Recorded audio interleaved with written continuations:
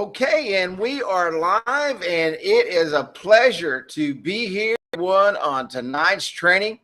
I missed last week's training so bad, and man, I tell you what, it's an honor and to be back on and to be with everyone. We've got another full house tonight, and what a great opportunity this each and every week. I apologize for last week. I tell you, we've had it rough here in Texas. And the storms have been unbelievable. And so, but and everything is good. And we're excited. We're excited to be here with you and to be sharing this training and doing the things that we do and being a part of your life and you being a part of ours. So the routine, if you're new and online tonight, you'll see the chat with Carrie box. Just click on that little chat bubble, and that's how I see your questions come across, and I can see the board light up, and we will answer your questions as we go. Everybody's starting to say hi. Everybody's starting to check in. Everybody's saying glad you're okay, and we're doing that. It's just a little bit wet here, but it's a pleasure and a privilege to have such a great family that cares, and that's the most important. We're going to rock and roll and get right into training tonight. We got a lot to cover. We're going to just we closed with last week, so we can be all on the same page and do what we do best, and that's train and do the things that we love to do, and that's train and teach you how to build your business, and because that's what's important. And so but we got a lot of people checking in, and I'm logging them in here as they come in our new system. Just had someone from the UK check in, from Hampshire, UK. That's where the IP address is. It's always good to have our friends from overseas come in and be a part of the call. Real quick, let's take care of our housekeeping. If you have a YouTube channel, join our YouTube channel at youtube.com. youtube.com/Instant App Wizard, and you're able to see all of the training there. And somebody's saying I'm cutting in and out. Does everybody hear me okay? If everybody would, I know it's going to take a couple of seconds to delay in, but someone said I'm cutting out. Just chime in if you can hear us. But join our YouTube channel at youtube.com/Instant App Wizard. And like us on our Facebook page at facebook.com/Instant App Wizard. And if you have not signed up for our text, sign up for our text at 727-478-1343. That way you get a text reminder. It's also got the links on there, and you can get the links and know everybody is okay, and everybody's saying I sound wonderful. Everybody's saying I sound good. So if I'm cutting out on your end, I don't know why. The majority of people are saying I sound perfect, and sound good. So everything seems to be working. We'll roll right on. So anyway, here we are tonight, and if you sign up for our text messaging at AppCall, AppCall, send to 727-478-1343. And if you have not joined our Facebook group, join our Facebook group at facebook.groups/Instant App Wizard. And there's a lot of great information that comes into that group, and it's always a pleasure to see all the things that are being said and talked about in that group. Join us at facebook.com/groups/Instant App Wizard. We closed last week's training with conversation, and conversation is so important. We all know from growing up with our family and our parents and our kids and everything we've done in our lives, how important conversation is. Whether you're in a or have a boyfriend or girlfriend or whatever you do, if you don't converse with each other, if you don't communicate, then guess what? Don't go very well. And so Conversation is key, absolutely key. And so it's key in sales. Key in sales. So you want to make sure that you converse and you talk and you share and you understand each other and you go through all those things and do what you do, and that's converse, and so that you understand. The purpose of the conversation step of the sale is to get the prospect listening to you and liking you. There are no magic bridges in the conversation step. It should be a natural interaction between the sales rep and the prospect that allows them both to relax and be comfortable with each other. When you talk to one another, you don't want to force yourself on them. You want to take it easy. You want to talk. You want to share. You want to get to know each other. You need to build that rapport that you're looking for. You're getting to know the prospect, and most importantly, and just as importantly, and really it's probably more importantly than anything, the prospect is getting to know you, because I can promise you, he will not buy if he doesn't like you, and he doesn't trust you, and he doesn't know you. First impressions are very important. People normally make their first judgment about someone they just met within the first 7 seconds. Now, I want you to think about that and think about how quick that is. You can blow the entire sale. You can waste 3 hours time with that person if you don't make it right within the first 7 seconds. That's not too long to impress the prospect, but a professional appearance, a warm greeting, a good handshake, a genuine smile can make a positive effect. Establishing and maintaining rapport. Rapport is so important. Without rapport, you will never make the sale. It's going to happen. You're not going to close the deal. They don't like you. They don't trust you. They don't believe in you. It's just not going to happen. Establishing and maintaining rapport is key to your success. And without that, you're not going to do anything. So you can understand just how important building that rapport is.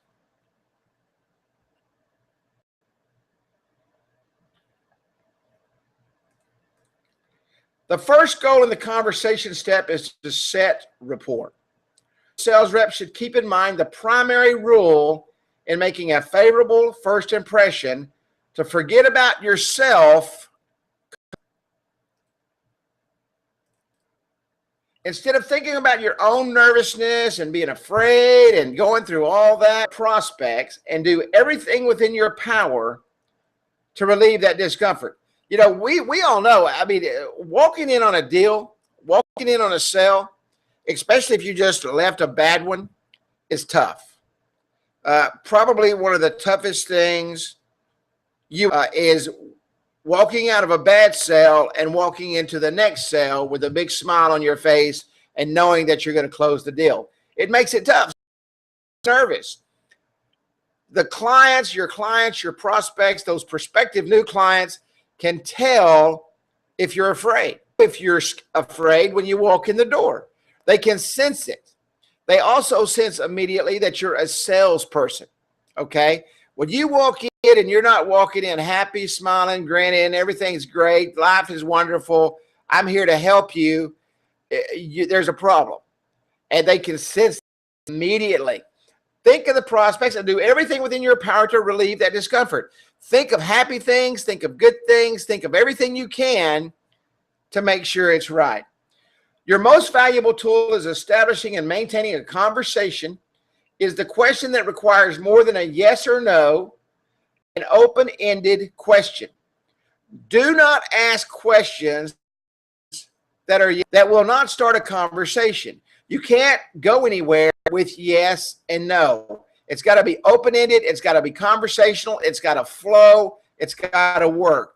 Prospects are usually more comfortable when they're in conversation by answering questions.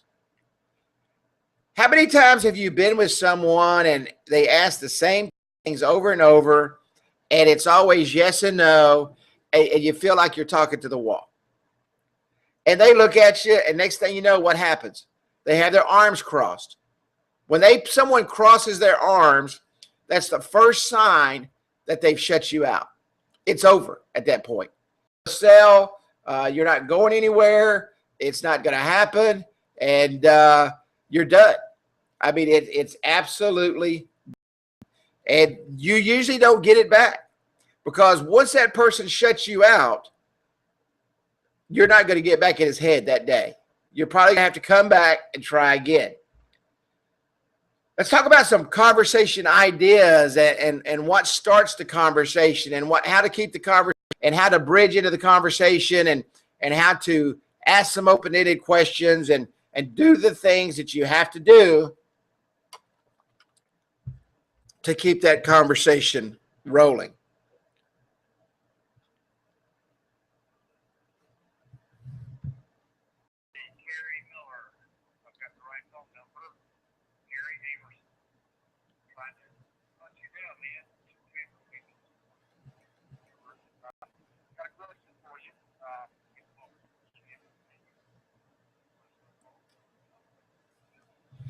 But we really want to make sure that the conversation flows smoothly.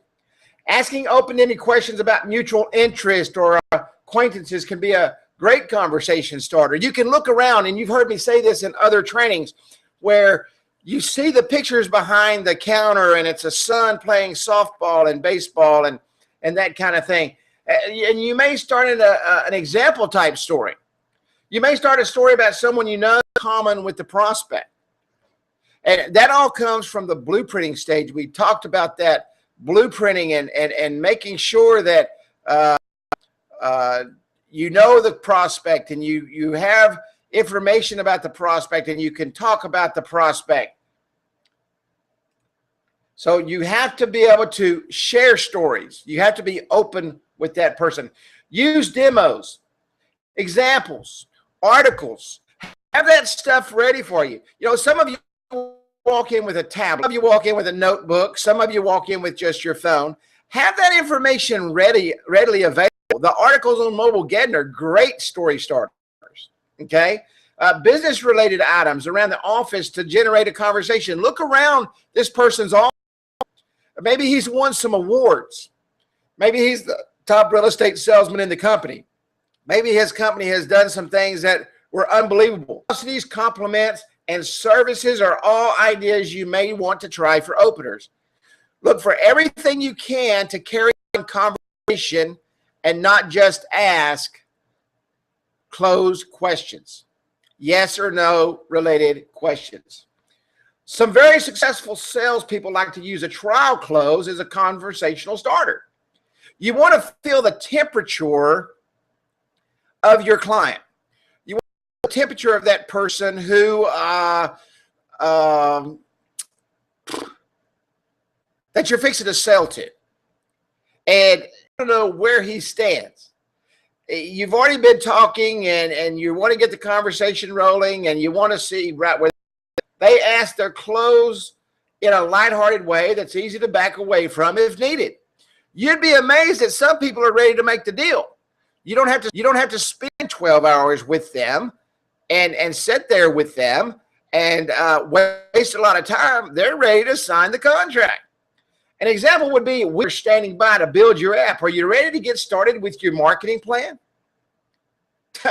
I mean, you just told the guy, hey, John, we've got ready to start building your app. Are you ready to get started with your marketing plan? That's very lighthearted. It's not too much pressure. And I don't know about that. Or he's going to say, yeah, what are we waiting for? Let's get down to business. So you've started the conversation, and you already know why you're there, and he knows why you are there, and everything kind of starts flowing together, and you're able to put all that together, and you open with that close, okay, with the close, say, hey, John, we've got our programmer standing by to build your app. Are you ready to get started with your marketing plan? Absolutely, Carrie. Let's not jack around. Dude, I want customers, and you said you can give me customers. Let's make it happen. Or, John, I meet with business owners, those who are ready to get their business on track, and those who want to sit around and wait. I see you, John, in the first group. Are you ready to get your plan in place to do the things that you want to do, to get your business going, to make things grow, to make things happen? Absolutely. Absolutely.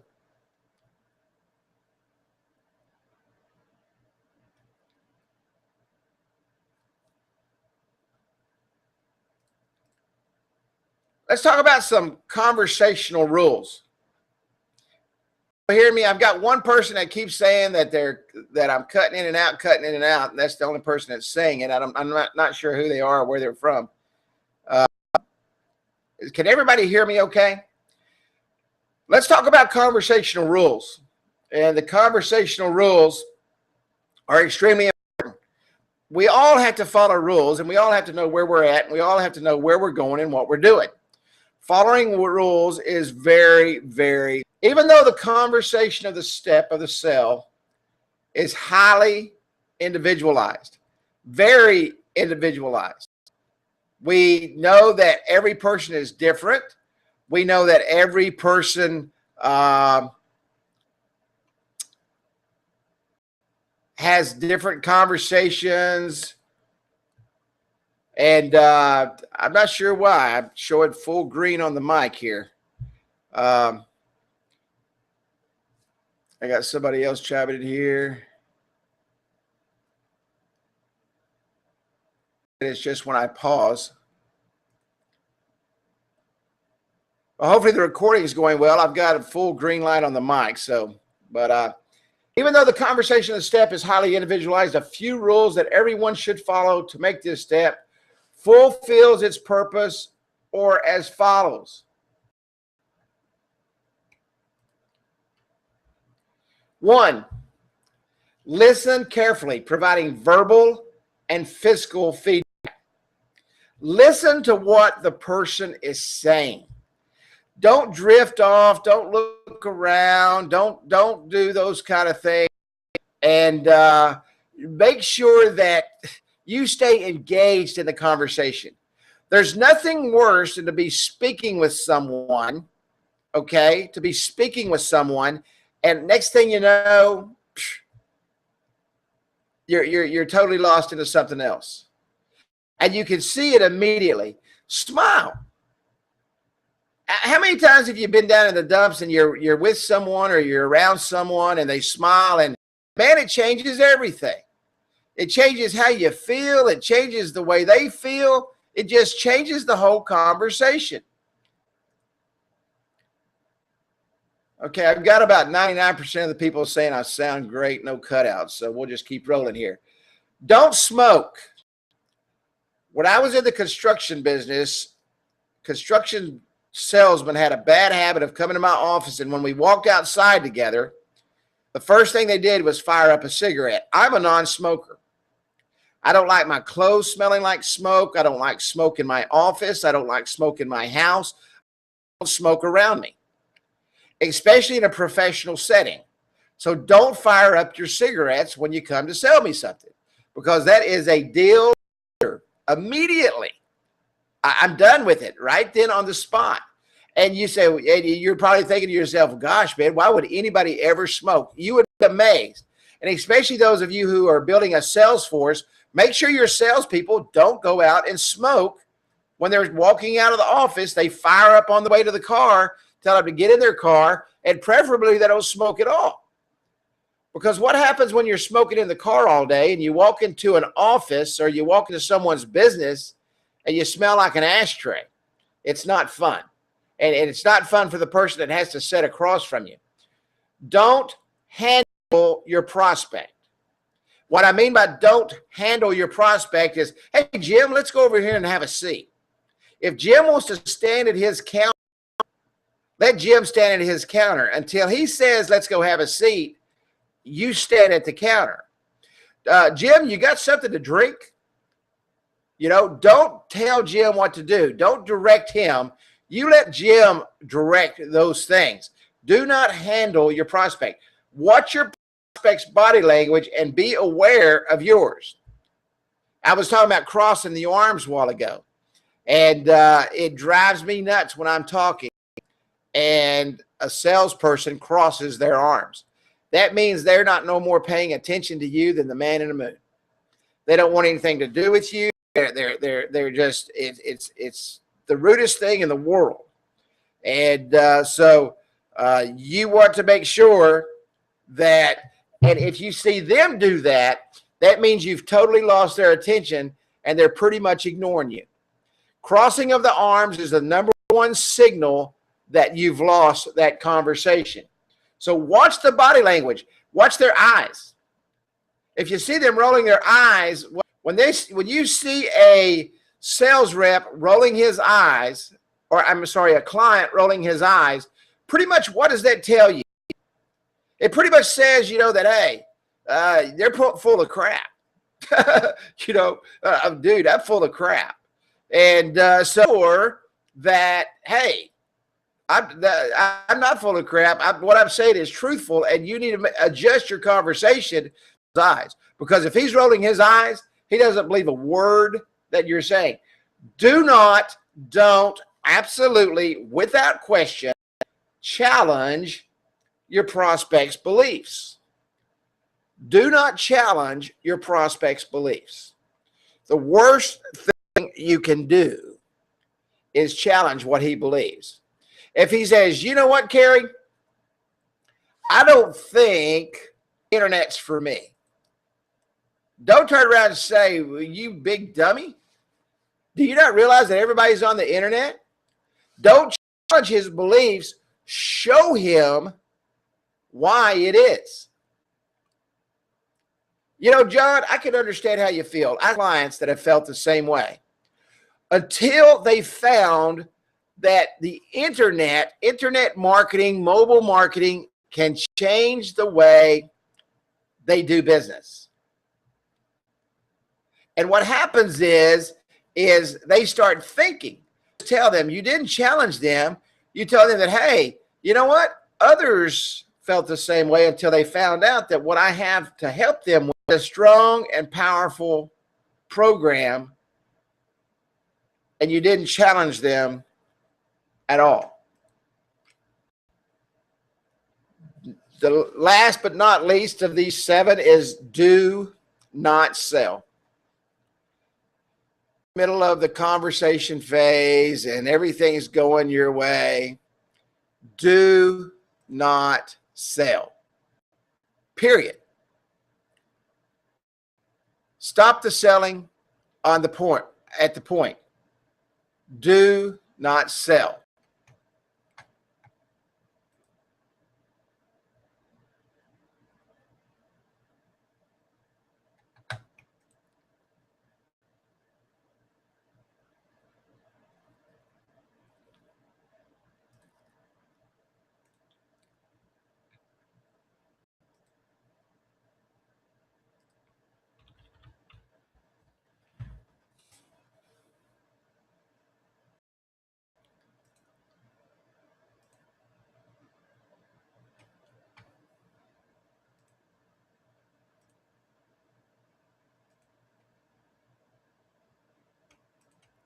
If you go in selling, and you probably just heard a pause there, I'm being told that I'm buffering. So we've got storms in the area. Same old thing. So I'm sure it's the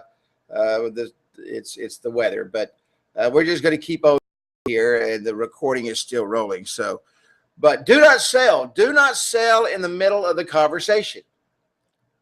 You're not there to sell. You're there to build rapport, and you have to build rapport. If you don't build rapport, you're going to lose the deal anyway. You're going to lose the deal anyway.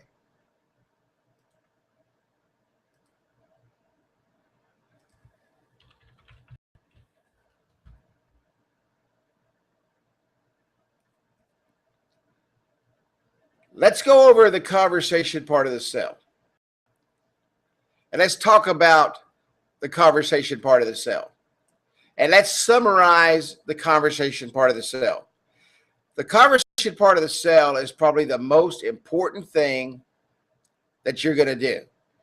You have to build that rapport, or you're going to lose them. Without the rapport, it's going to go away. You have to be able to walk in and talk to them and share with them and work with them.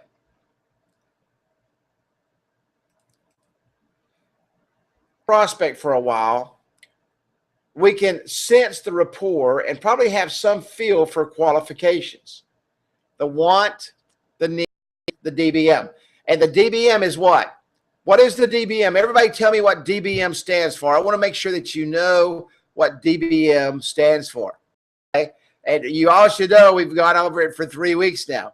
But that is that part that you've got to get to, the DBM. You've been working on the one and you're trying to refine it and you're trying to get exactly where they are, okay?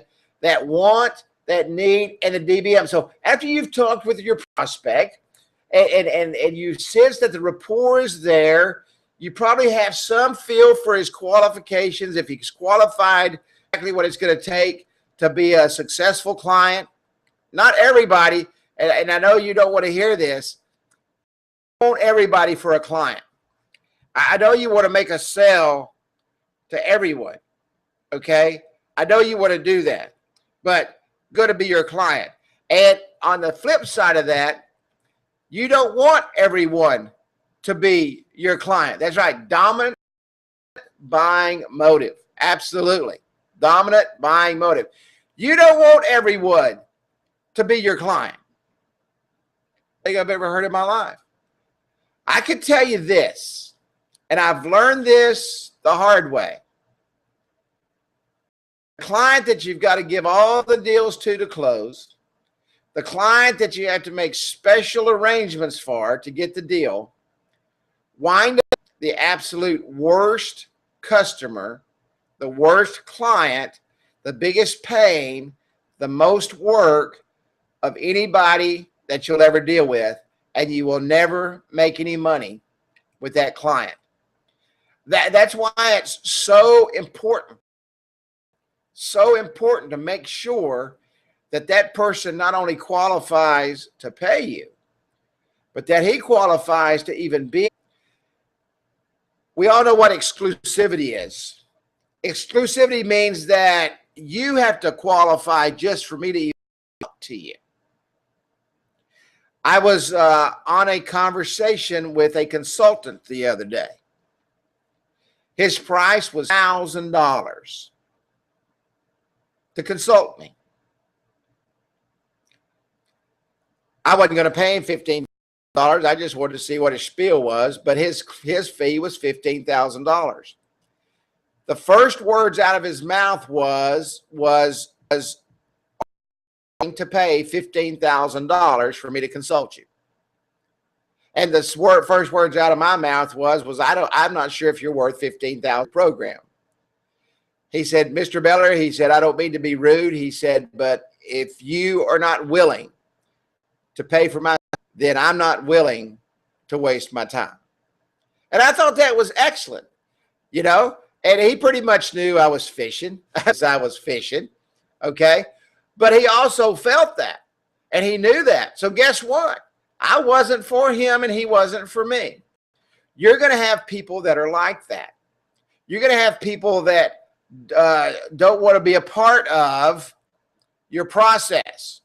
Okay? Have people that you do not want to be a part of your process. It's going to happen. And just let it happen and move on and get rid of it. And you stop the sale immediately. To complete our qualifying questions, we might with something like this. John, I do want to talk with you in a little more depth. Do you mind if I get your questions? He knows why you're there, okay? He knows what you're doing there. Hey, John, you know, we've been talking for a while, man, and I've really enjoyed talking with you. I love your business. I feel like I can be a part of your business and help you grow. I know that I can give you what you want, exactly what you need, John, so that you can get those things that you want in the future. Do you mind if I talk a little more in depth so I can answer a few more questions? Is that okay? And sure enough, what happens? He says, yeah, sure. And now you start getting into the meat of the sell.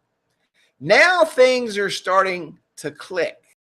Now the rapport, you can see that it's very good. Okay. And things are going very well. So just ask him. It's kind of like the pre-close. Hey, dude, do you mind if I go ahead and sign you up? Lighthearted, you're there. He's there. Hey, John, I've got the contract here. Do you mind if we get going here? But now you've already built that rapport. Now you have things going for you and things happening. John, I do want to talk with you in a little more depth. Do you mind if I get your answer to a few more questions? Or you may want to say, to complete the qualifying questions, ensuring your client is qualified. You may want to complete those qualifying questions. You may not have got completely through those qualifying questions to see if the client is qualified. Once you have qualified your prospect, you might return to questioning towards determination of the DBM. I cannot stress the power of that DBM. The DBM is the most important thing that you're ever going to get to. You have to determine the DBM. And we've talked about it in depth. It's the hardest and toughest thing that you will ever get out of that person. Because why? Why is it hard to get the DBM? We talked about this a couple of weeks ago. Why is it hard to reach down and get that DBM? Go ahead and throw it in the box. I know there's just a little bit of delay, but DBM is important. And you've got to be able to get in there and touch him emotionally. If you can touch him emotionally with what you have to fulfill his wants and his needs, and you know what that DBM, I'll give you a prime example. A lot of people's DBM is nothing more than happiness and financial security for the. Look at the commercials on television. Everything is, gosh, man, everything is doom and gloom. The world's coming to an end. Nothing's going right. You better buy gold because the stock market's going to crash. You better get out of the stock market because the gold market's going to crash. It's just constant. It's constant. And so what happens is people just want one thing. They want to make sure that they're secure for the future. And if they are, then you know exactly what their DBM is, and you know exactly how to fill that. This helps to focus the prospect's mind on his or her problems and to ensure your understanding. If you don't understand the want and the need and the DBM, if you don't understand it, if you can't feel it and you cannot be a part of it, if you cannot, you've got to become one at that point. And you've got to feel his want, need, and that DBM. You've got to be emotionally connected with him to understand exactly where you're at. And here's an example.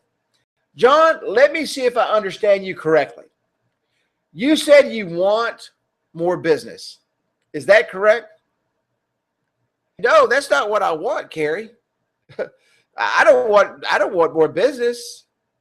Now you've asked him and either yes, no, or no. If he says no, John, what is it that you want? John, what is it you're looking for? Because, John, I want to make sure that's exactly what you get.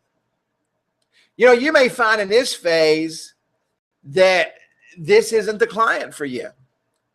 You may find in this phase that this isn't the person that, you really want to work with, because now he starts getting really wishy-washy and kind of starts falling apart and things kind of just aren't happening and it's not exactly where you want it to be. So you're going to ask these questions. John, let me see if I understand you correctly. And you need to say it exactly to understand you correctly. You said you want more business. Is that correct? You're not challenging him. You're asking him that question and wanting to make sure that he knows what he wants. You also mentioned that you need to increase your revenue. Is that correct? That's correct, Carrie. Carrie, I want more business more than anything in the world. I want to expand. I want to be able to do things that I've always dreamed of. I want to open up a couple more stores. I want to open up a couple more restaurants. I'd love to open a store on the north side. I'd love to open a store, 30 miles from here. And in order to do that, I've got to build this business here to the point where the revenue comes in so that I don't have to go borrow a ton of money, so that I'm self-sufficient. What did he just give you right there? He gave you that emotional point in his life that he wants to be what? Self-sufficient. He wants to be, he doesn't want people holding him down with bank loans and all that stuff. He wants freedom. Now you're starting to really get into it. You also mentioned that you need to increase your revenue. Is that correct? And now that you truly know his want and need, he's really going to talk. Rapport. Now that bond has really come into play. Now you've reached down and you're on the inside. You're at a place in your conversation. You're at a place in the cell where everything is going just perfect. Everything is happening just like it should. You just did something that most salespeople do. You cracked the code. You're inside and the sale is fixing to flow like fine wine. Everything is in your court and you're ready to start making the close. Everything is happening exactly like you like it to. And once you get the revenue, you're going to have the ability to grow your business, and that is what I've been looking for. Is that correct? And this next statement is the most important part, the summary of this conversational sale. John, did I miss anything?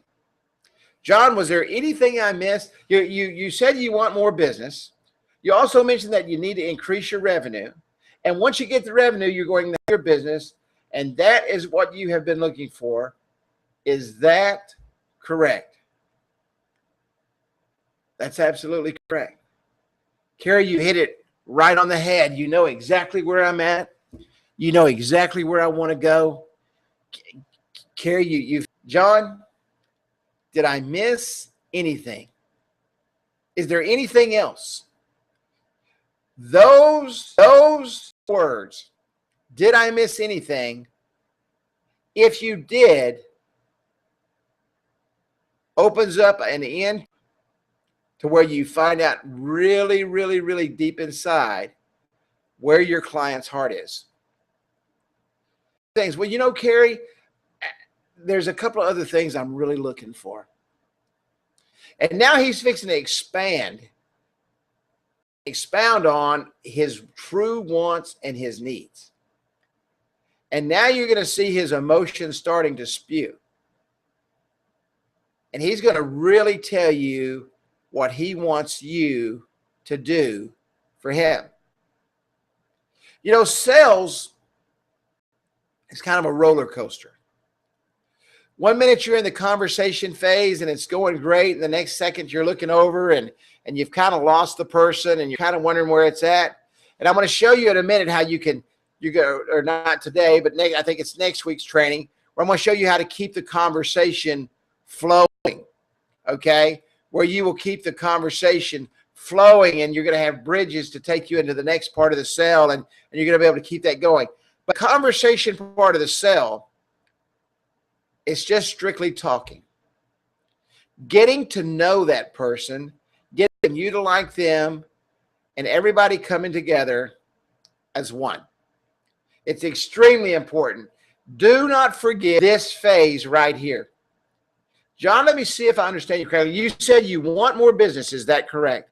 Absolutely, Carrie. That's exactly what I want. I want more business. You also mentioned that you need to increase your revenue. Is that correct? Yeah, absolutely. And if I get more business, Carrie, I know that my revenue will increase. And once you get the revenue, you're going to have the ability to grow your business. Is that what you have been looking for? Is that correct? Absolutely, Carrie. John, did I miss anything? No, sir. You hit it right on the head. Now John is in position, in control. You have all the tools in your toolbox. You have all the things that you need. You exactly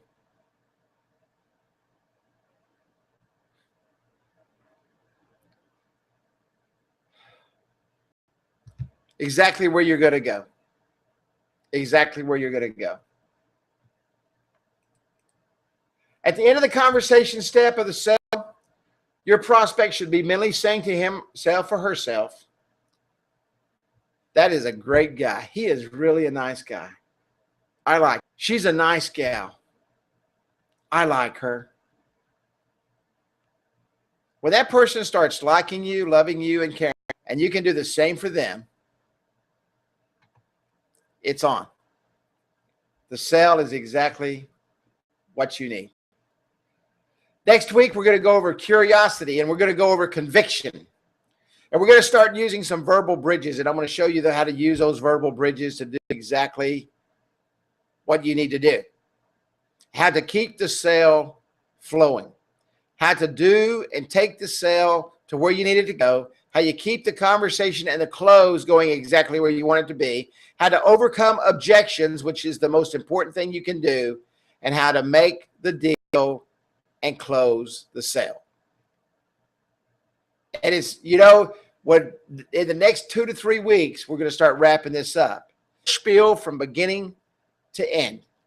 And it's going to flow smoothly. And you're going to say, wow, I wish I'd been using this. Because it doesn't get any better than this. Really, is there any questions? Go ahead and throw them up in the little chat box there, and I'll answer the questions. And I don't want to get into curiosity, conviction, and verbal bridge because I do not want to break this up. I don't want to do half a week and half another week. So is there anything else that I can answer for you before we come tonight? How do you like the new format? How do you like the new Hangout format?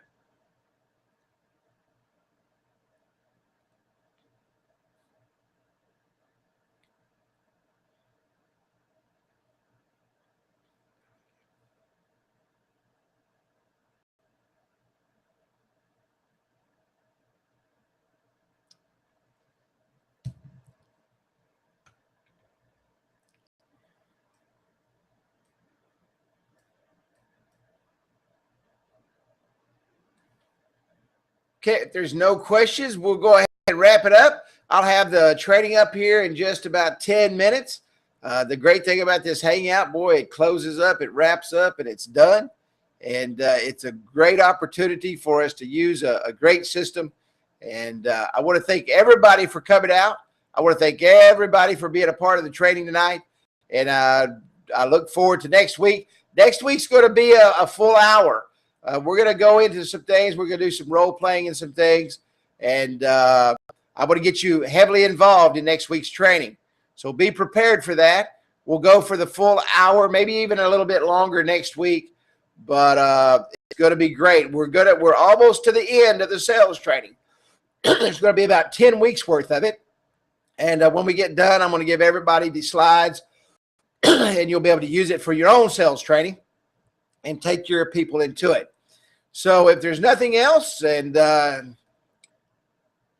hey, thank you. Thank you. Everybody said you great job. They love the training.